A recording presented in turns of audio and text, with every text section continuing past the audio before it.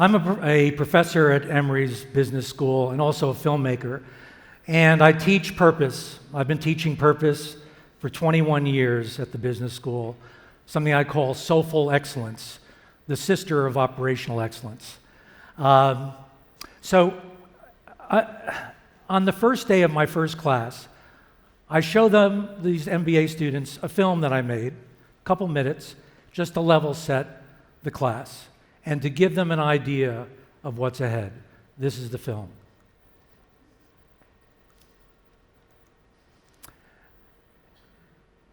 The film? Is there a film?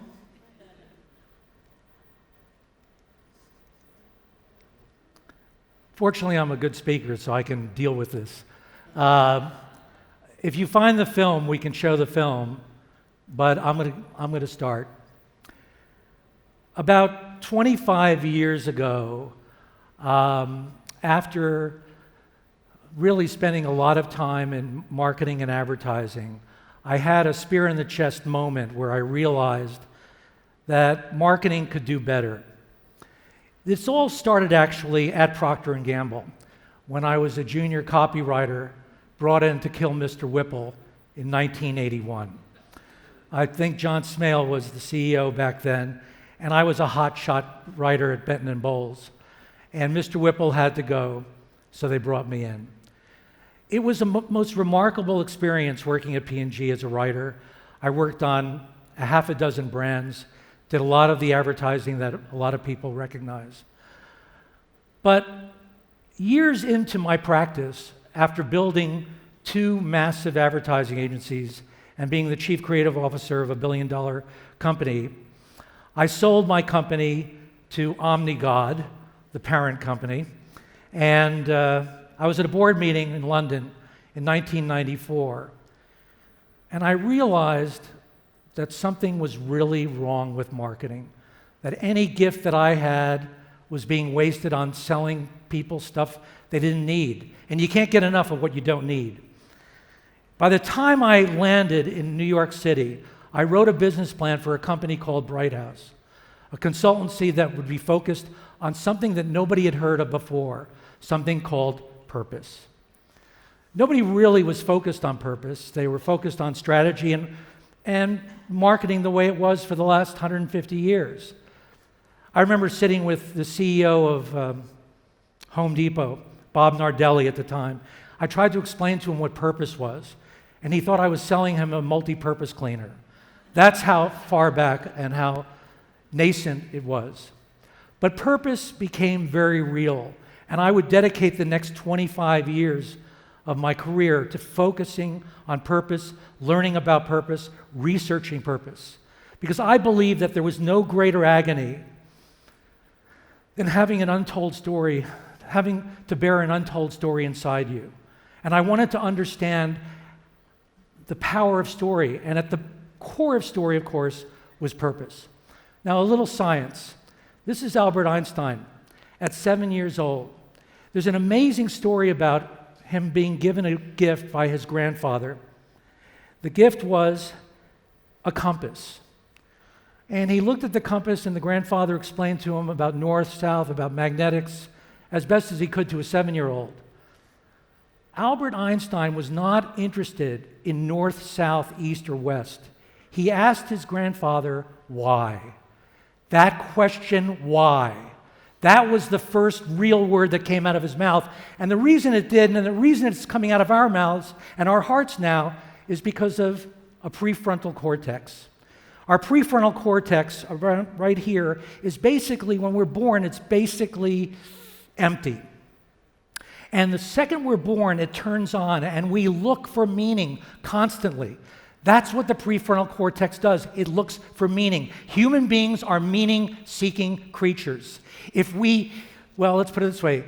We can live 40 days without food, 4 days without water, but if we stop looking for meaning, we will die within a minute. We are always looking for meaning. Even in the middle of the night when you wake up and you have anxiety, that's your prefrontal cortex out of control. So there is an enormous amount of science behind this. But 25 years ago, that science was not part of business. I look back to the earliest purpose guru, Aristotle. And in 5 BC, he had a curriculum, and this was his entire curriculum, and he taught students based on this curriculum. He asked the students, who are you? What are your distinct gifts? What are your distinctive talents? Why are you here? And they spent 2 or 3 years trying to understand why they were here. And then for the next 2 years, he asked them, what is the need in the world? What is your need in the world?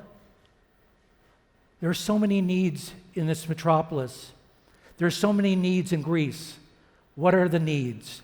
And he suggested that at the intersection of who you are, your distinctive talents, and the needs of the world, he said, there lies your vocare. Vocare, which is Latin for calling. It's not a job, not a career, a calling. We have spirits. Our spirits are too big to have just jobs and careers. That's what he taught these students. And they found their calling. All I did 25 years ago, I changed the word calling to purpose. And I went out and started teaching. Now, just a quick thing on lexicon, because I've talked to some people here. Let's get this straightened out, because these words get mixed up all the time. A mission is what we do. It's what we do, what we sell, what we make. A vision is not a what. A vision is where I'm going. Where am I going? And usually that's geographical or financial. Words like EBITDA and other continents come up here. So we have the what, and then we have the where. But a purpose, your raison d'etre, your essence, your DNA, that's your why. And if you have a why, you can deal with any what, any who, any when, or anywhere. A why buffets us from economic decline and bolsters us when we're happy. It gets us out of bed in the morning. And purpose doesn't come and go like taglines. Purpose comes and stays. So the critical piece is, how do I find my purpose? And what do I do with it? Well, this is where Procter & Gamble comes in again. First in 1981, thank you very much for allowing me to work on Charmin and Dawn. I just laugh when I think back to those days. But then Procter & Gamble got involved with my life again. Bob McDonald, 20 years ago, 15, 20 years ago, invited me to Procter & Gamble. He had heard me speak, and he was fascinated with this idea of purpose. And he said, Joey, come to Procter & Gamble and speak to our 311 GFBLs, Global Franchise Business Leaders. He said, they're the smartest people in the world, and you need to talk to them about purpose. So I went. Now, I was standing behind, I think there was a podium out here, and I was over there, and the stage manager said, Mr. Reiman, I just looked at your slides. I don't understand any of them. And by the way, P&G people don't really like outside speakers. This is just between us. This might be the worst talk of your life. Ladies and gentlemen, Joey Reiman. So I come out there, and I'm telling you, back then there were just BlackBerries, there weren't iPhones, but everybody was on their BlackBerries, eyeballs are rolling, people are going out to the restroom. It was horrible. And I said, look, I'm not going to spend a whole lot of time here. I just have a couple questions, and then I'll leave. And people were applauding. I said, so your founders, James and like Procter & Gamble, like what 2 products did they make in the beginning? And the whole audience, all 311 GFBL raised their hand, candles and soap. It was like Greek chorus, horrible. I mean, it was like I get ill thinking about it now. And I thought, wow, this is really going to be a really bad talk. And I said, I have a second question, and then I'm going to leave. Why? That's the sound I heard. Not one of the GFBLs knew why. They had history lessons, they had read some brochure, but they didn't know why. Now, in my book, that some of you have, the story of purpose, there's a chapter in there called The Fruits Are in the Roots.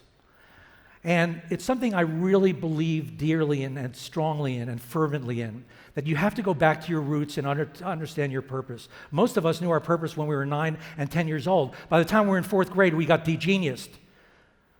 And we spent a whole lifetime trying to regain that purpose. So I went back to the original purpose before I came to that speech about P&G's original purpose. I called people that I knew at P&G. They were all in their 80s and 90s, but they had amazing stories. And one of them told me a story that I shared that day.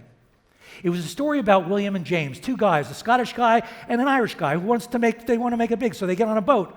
They come to the United States. They're going to make it big. They don't know what they're going to do, but they're going to make it big. Jimmy says to Billy, hey, I'm going downstairs for a drink. I'll be right back. He goes downstairs. He meets a woman named Rose. 4 hours later, he comes back. He says, where were you? He says, I met the most amazing woman. Her name was Rose. Oh, my God. She's so beautiful. And the roommate's going, that's what you were doing? I was waiting here 4 hours. I thought you jumped ship or something. He says, no, wait. She has a twin sister. Well, Olivia. So, oh my God, this is Love Boat, but Titanic, but they don't go down. I mean, it's just the most amazing love story going across the ocean, and they fall madly in love. They get to Cincinnati because they keep these 2 girls, these 2 twins are from Cincinnati. And 3 weeks later, they're engaged. Now, the room is pretty fixated on, like, no one's leaving and going to the restroom. And I just take about 15 seconds just to gloat. Well, it turns out that the father-in-law says, now that they're off my payroll and on your payroll, what are you guys going to do? And they go, we're going to start a company called Procter & Gamble. Yeah? No, you don't understand. Procter & Gamble. Yeah, so what are you guys going to make? We don't know, but it's Procter & Gamble. And the father-in-law, future father-in-law, says, why don't you guys come back after the wedding, maybe next month, and we want to know what you guys are going to do because we're concerned. Well, they come back. And they say, Dad, we're going to make candles and soap. The father, the mother start crying. Why? See? It's unbelievable. Even 21 years later, the power of going back to the roots is important. Let me tell you why they cried. Because the United States was in the midst of a civil war. Soldiers were being killed by the enemy, whichever enemy it was, blowing out electric grids. And then when they were shot in the dark, they would die of dysentery. So these 2 guys decide to do something a little more purposeful, a little bigger than goods and services, but good and service. They decide to create candles and soap, candles to blind the darkness, and soap to wipe out dysentery. How amazing is that? Procter & Gamble is probably the most purposeful company on the planet from the very get-go. I remember at the end of the speech, I said, for me, P&G stands for purpose and growth, because that is really what this company has been about. And after that, they'll line up these GFBLs, Secret, Always, Charmin, Bounty, one after another, search for purpose. And out of that searching came Diana Nyad swimming for Secret from Cuba to Florida, came Like a Girl, came many others. But it came from the why. It came from P&G. And I thank you for that, because without you, I wouldn't be standing here, and I wouldn't have written books, and I wouldn't be lecturing. This is all because of P&G, because that was the beginning. And BrightHouse became a global consultancy. I would later sell it to the Boston Consulting Group and start a film company. So thank you. Thank you.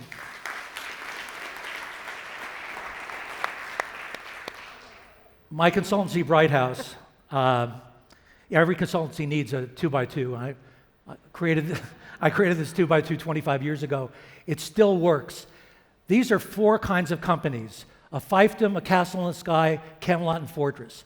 A fiefdom is neither managed well or has any purpose. This is sort of like the Georgia drivers, I don't know, like the DV, that would be, bad companies. They're run by bosses, a boss, like double SOB backwards. A castle in the sky is a purposeful company that is not managed well. This would be a Krispy Kreme back 15 years ago. I went to see the CEO. He had a tattoo with a purpose. There were clouds. Everyone had to drink milk and eat donuts, and they were on the covers of every magazine. But 6 months later, 300 stores were shuttered, and the CFO went to prison. A fortress is where most of us live. This is the reason BrightHouse was so successful. A fortress is a company that performs incredibly well. It's all about the bottom line. It's all about being competitive, not being distinctive. But they forget their purpose. And this is where we are today in society. Most companies are fortresses trying to become Camelots. And a Camelot is a company or a brand that is both purposeful and performs well. When I sold my company to BCG, the first thing we did was we took analytics and overlaid it over this 2x2. Now I'm going to show you something pretty remarkable. This is 3 years old.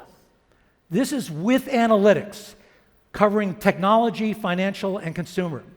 And I want to point something out that's amazing, absolutely amazing. I thought I was pretty clever coming up with these 4 quadrants, and I was. But what I didn't realize was that there were boundaries in Castle in the Sky and a boundary in a fortress. And what those boundaries mean is that you can't go right, you can't go east, and you can't go north unless you're going northeast. In other words, there's a limit to how far a company can go in the fortress area, even if you're Psycho Six Sigma. You have to go north in order to optimize your brand or your company. And this was an enormous discovery. Thank goodness to the Boston Consulting Group, who suggested that we'll never optimize ourselves unless we have purpose. It's not what you're doing wrong, it's how much you're leaving on the table. This is a Cliff Note version of my book, in case you don't read the book. On the left is the place we've lived for 200 years. On the right is what happens when you take a brand which needs cash to go forward, cash to live, it just needs cash. And what happens if you take the cash away and you put passionate people in? What happens? You get the right side called a stand. And this was a big shift in my thinking and in my teaching, moving every brand to a stand, because a brand with purpose took a stand. It wasn't just about what we did, it was why. We had a point of view. It wasn't about being market-driven, it wasn't quants. It was about ethos-driven. What's inside us? How did we start? Secret didn't start as a deodorant, it started as a flag for women going into the workforce. So what is the purpose of Secret? Well, of course, it was helping women become more fearless, because that was the ethos. So going back to go forward, it became a tenet of purpose. Competitive and distinctive. I don't know if Daniel Epstein is here. I spoke to him yesterday, and he was talking to me about distinctive emotion. That's what purposeful brands have. By the way, the word competitive is from the Latin word compatare, which means to thrive together. We got that one screwed up. Distinctiveness is the only way to indispensability, and the only way to distinctiveness is purpose, which creates missionaries, covenants, not just the next quarter, but a next quarter century. That's the stereoscopic vision of a great leader. And I'm going to leave you with my favorite one. This idea of loyalty is bizarre. It's like 40 shades or 50 shades of gray. I mean, like, who gets married so that the spouse is loyal? What you don't want loyalty, which is fickle and tenuous. You want love. And I went to see Robert Sternberg, the great psychologist at Yale, and asked him, he had written 44 books on love. And I said, what are the tenets of love? I got to get my clients to understand love. He said, you need 3 things: passion, intimacy, and constancy. I said, passion, I got it. I can't use intimacy in boardrooms. How about dialogue? He says, okay. But the last one you won't get right, constancy. You have to do it every day. You have to do it every day. You have to live your story every day. Thank you very, very much.